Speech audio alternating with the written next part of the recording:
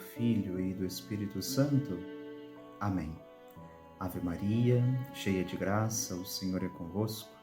Bendita sois vós entre as mulheres, e bendito é o fruto do vosso ventre, Jesus. Santa Maria, Mãe de Deus, rogai por nós, pecadores, agora e na hora de nossa morte. Amém. Nossa Senhora das Dores, rogai por nós.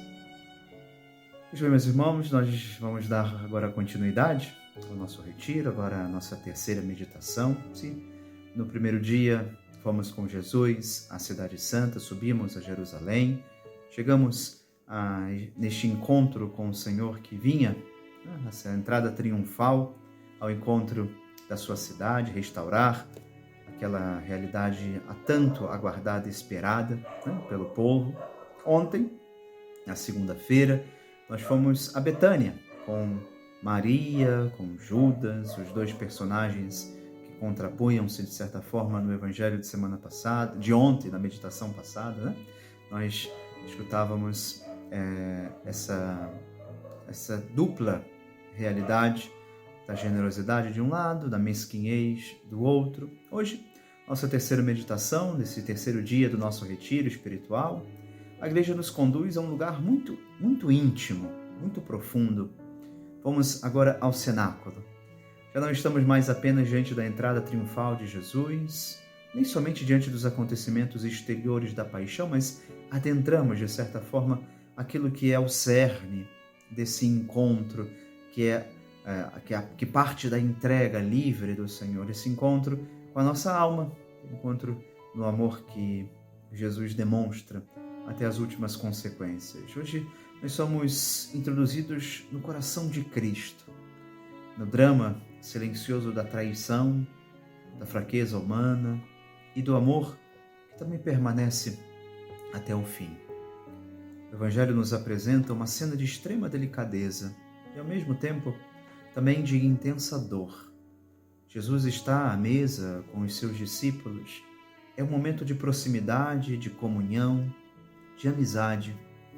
E, no entanto, ali mesmo, no ambiente mais íntimo daquele cenáculo, nasce a traição. O texto sagrado nos diz que Jesus ficou profundamente comovido.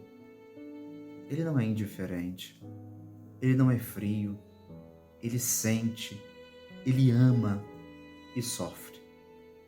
Aqui nós podemos recordar com reverência um grande mestre da igreja, São João Crisóstomo, cuja pregação ardente iluminou também gerações de cristãos. E São João Crisóstomo nos diz, contemplando este momento, cito São João Crisóstomo: como o Senhor havia oferecido aos apóstolos, deveriam percorrer todo o orbe terrestre, dupla consolação mencionada anteriormente, pensando que o traidor estava privado de ambas, turbou-se. Isto significa o evangelista ao dizer: tendo Jesus dito estas coisas, turbou-se em espírito e declarou, e disse: em verdade vos digo, um de vós me trairá. Jesus, meus irmãos, se turba porque ama. Ele se turba porque vê um dos seus a se perder. Ele se turba o seu coração porque o amor, quando é verdadeiro, não é indiferente à possibilidade da perda do outro. Jesus ama até o fim. Interessante que esse trecho, esse versículo aparece precisamente no início da missa de quinta-feira, do Evangelho de quinta-feira. Amou até o fim. Até o fim, Jesus nos ama. E então, naquela cena tão misteriosa, em que o coração de Jesus, mais uma vez, oferece a Judas a possibilidade da redenção, a possibilidade do arrependimento, Jesus se inquieta o seu coração, se turba, porque deseja continuar amando. E o amor não é indiferente. O amor sofre com a miséria do outro, com a dificuldade do outro, compadece-se também dessa realidade quando, para além das nossas condições, o Senhor continua nos oferecendo a possibilidade de encontrar esse amor junto dele. Então, vem aquela palavra, uma palavra que corta o coração. Um de vós me entregará. Não é um estranho, não é um inimigo declarado, ao contrário, é um amigo, é um de vós. Alguém que come do mesmo pão, que convive, que escuta, que caminha com ele. E os discípulos ficam desconcertados.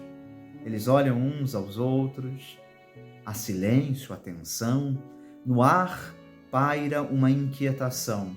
Ninguém aponta o dedo, ninguém se julga absolutamente seguro. Como é importante também trazer para nós esta realidade. Como é importante também nós fazermos memória desta verdade na nossa vida, na nossa alma. Quantas vezes, quando nos dávamos por seguros, caímos no pecado, talvez aquele pecado já tantas vezes confessado, talvez aquele pecado já em tantas circunstâncias profundamente arrependido, nos comprometíamos a nunca mais consentir em nada que nos pudesse, nem sequer em sombra, nos levar ao pecado. Mas é aí, quando nos damos por seguros, que nosso coração se debilita, que as nossas forças fraquejam. Os apóstolos, não se dão por seguro. São João Crisóstomo continua a nos iluminar com grande profundidade, quando ele diz assim: e como não o mencionou nominalmente, de novo infundiu temor em todos.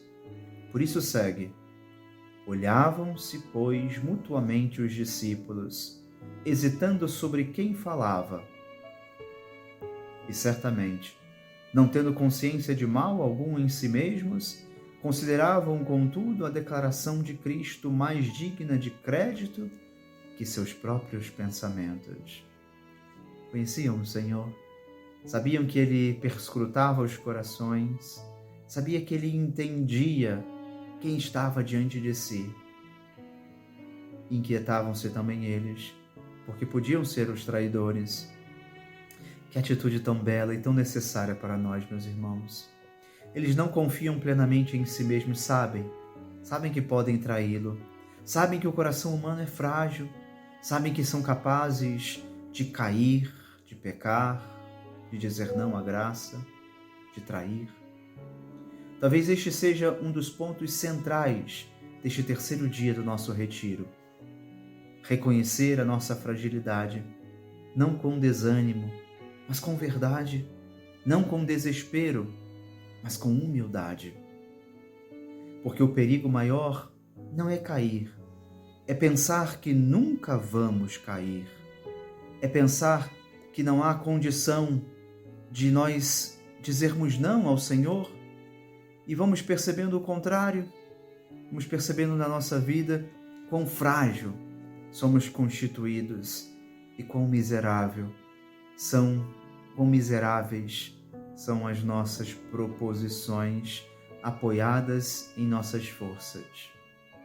Precisamos da graça, pedimos ao Senhor esta graça, a graça da fortaleza, a graça da fidelidade, mas isso se dá e precisa realizar-se com humildade. Reconhecer a nossa fragilidade não com desânimo, mas com verdade, não com desespero, mas com humildade que brota deste coração que deseja viver a verdade diante de Deus. Porque o perigo maior é pensar que nós somos capazes de nós mesmos nos garantirmos. O discípulo amado, aquele que se reclina sobre o peito de Jesus, que escuta os latidos, as batidas do seu coração. Que imagem tão consoladora!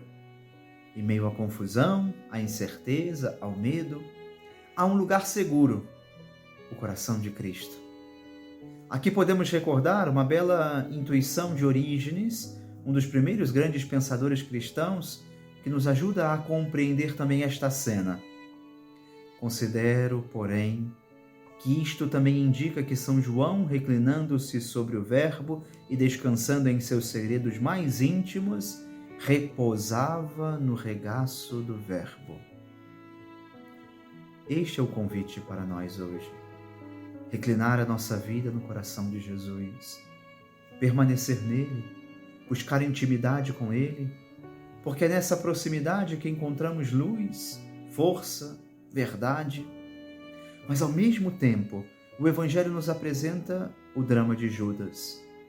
Ele recebe o pão, participa da mesa, ele está próximo e ainda assim o seu coração está distante. Depois do pedaço de pão, nos diz São João no Evangelho, Satanás entrou nele. Orígenes, com grande lucidez, também nos adverte: atente que primeiramente Satanás não entrou em Judas, mas introduziu em seu coração apenas que traísse o Mestre. Após o pão, porém, entrou nele. Continua Orígenes: por isso devemos cuidar para que o diabo não introduza em nosso coração nenhuma de suas setas inflamadas, pois se ele introduzir, arma ciladas para que também ele mesmo entre. Quando vamos consentindo no pecado, nos pensamentos, quando vamos abrindo as janelas da nossa alma para que a tentação crie raízes dentro de nós, vamos permitindo esta condição. Que ensinamento sério para a nossa vida, meus irmãos. O mal não começa grande, ele começa pequeno. Uma concessão, um pensamento, uma resistência à graça, uma infidelidade que aparentemente pode nos parecer insignificante.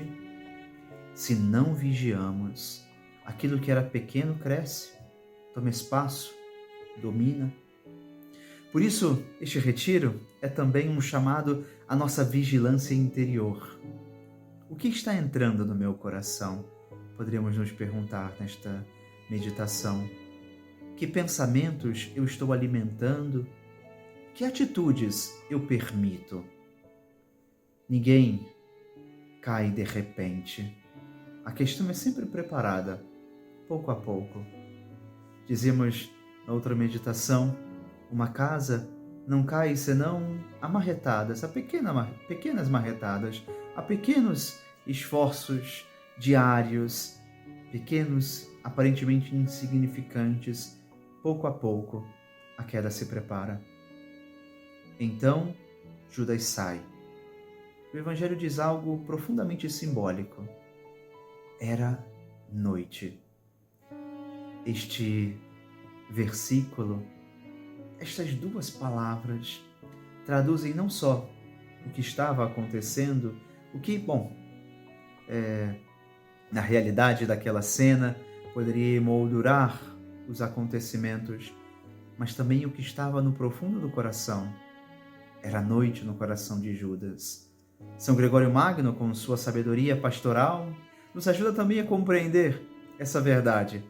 Pela qualidade do tempo, dizia ele, é expresso o fim da ação, enquanto Judas, não havendo de retornar para o perdão, é relatado ter saído à noite para a perfídia da traição. Era noite fora, meus irmãos, mas também era noite dentro dele. Quantas vezes também nós vamos entrando em pequenas noites interiores, afastando-nos da luz, da verdade, da presença de Deus? Mas este Evangelho não é apenas um alerta, ele é também um convite cheio de esperança. Porque mesmo sabendo de tudo, Jesus permanece. Ele não se afasta, ele não deixa de amar, ele não retira o seu dom, não volta atrás. E então, após a saída de Judas, ele diz: agora vai, agora foi, finalmente glorificado o Filho do Homem. Que paradoxo! A traição acontece e Jesus nos fala de glória. Porque a glória de Cristo não está no sucesso humano, não está naquelas circunstâncias em que grandes multidões o ouviam, belos discursos, o aplaudiam, reconheciam o seu poder, iam detrás dele. Não está naquilo que humanamente parecia ter sido sucesso. A glória de Cristo está na fidelidade ao Pai. Não está em ser aceito, mas em amar até o fim. E isso Jesus está realizando também com Judas. Aqui, entramos no coração da Semana Santa. Aprender que o verdadeiro amor passa pela cruz.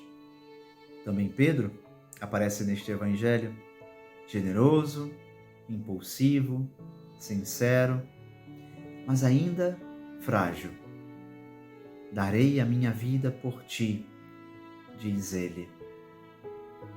Este evangelho tão significativo, às vésperas do tríduo pascal, encontramos esta declaração de amor de Pedro, dar a vida por Cristo. Quantas vezes nós também não dissemos isso? Que seremos capazes de, depois de encontrar esse grande amor, de entregar a vida pelo Senhor. Darei a minha vida por ti, Senhor. E Jesus responde com verdade a Pedro: antes que o galo cante, tu me negarás 3 vezes. Pedro ama com sinceridade, mas ainda não conhece a própria fraqueza. E nós? Quantas vezes prometemos, decidimos, queremos, mas depois voltamos atrás? Quantas vezes a nossa história não é tão próxima desta história e da vida de Pedro? Este terceiro dia do nosso retiro nos chama a uma atitude muito concreta: intensificar a nossa vida interior. Mais oração, mais silêncio, mais escuta de Deus. Não uma oração apressada, como quem quer terminar logo aquele momento incômodo, mas como deveria ser um verdadeiro encontro, um encontro pessoal com o nosso amigo. Não há uma participação superficial. Não deveria ser. Jesus quer participar profundamente da nossa vida. E por isso nós demonstramos também, inclusive nas participações das celebrações que, nessa semana tomaremos parte. Que não seja uma participação superficial, mas uma presença consciente, amorosa, atenta.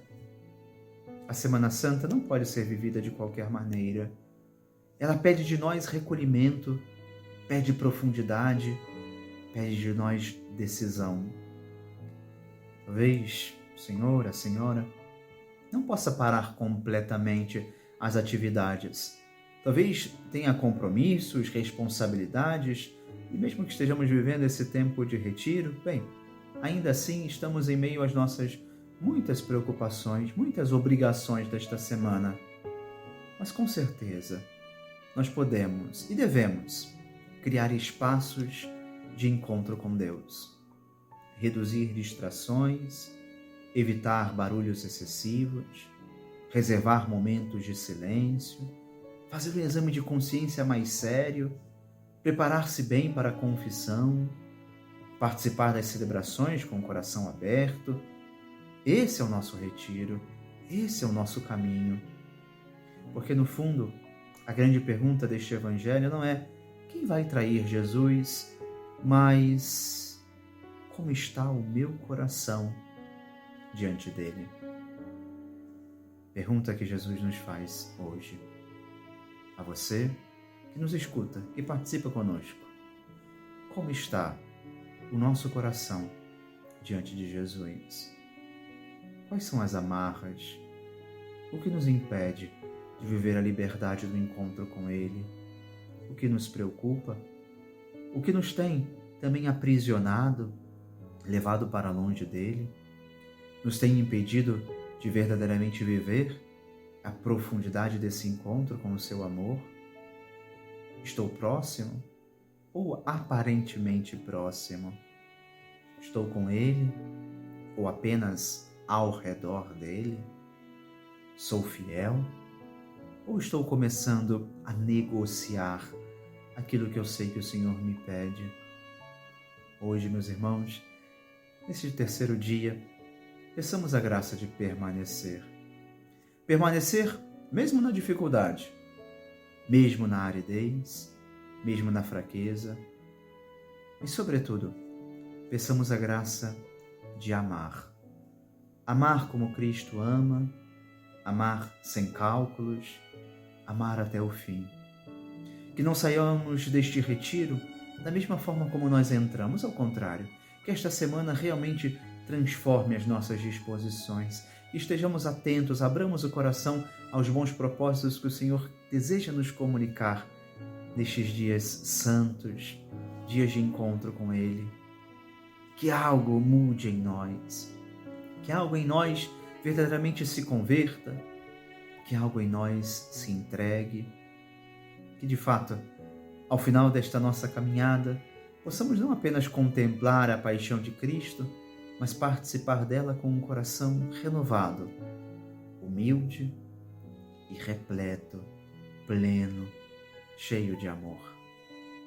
Neste dia, somos convidados a também nós reclinarmos o nosso ouvido no peito de Jesus, escutar o seu coração, escutar quanto o Senhor nos ama, quanto Ele tem desejado manifestar, comunicar, mostrar, tocando o nosso coração, o seu grande amor.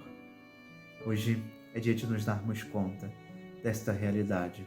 Não apenas, não simplesmente como Pedro, nas aparências ou nos discursos, queremos declarar o amor a Deus, o amor a Jesus.